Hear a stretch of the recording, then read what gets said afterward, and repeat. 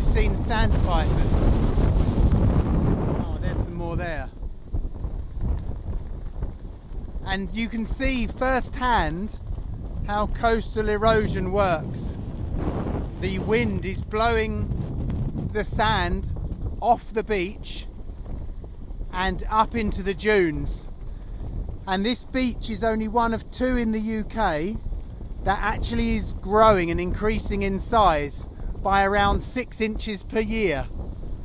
And factors like prevailing winds, which you're experiencing now, are partly the cause of that, but the positive side effect is the increase in the dunes and the natural habitat for the creatures that live in this area. But as you can tell, in a 4 or 5 mile beach, I think we're the third and fourth person on it, so it's a day for dedication and not for the faint-hearted.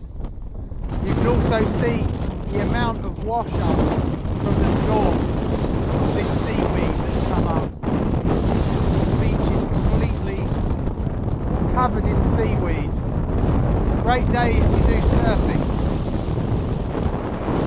Anyway, I wanted to share it with you because it's a fantastic day to experience all those natural processes around beaches.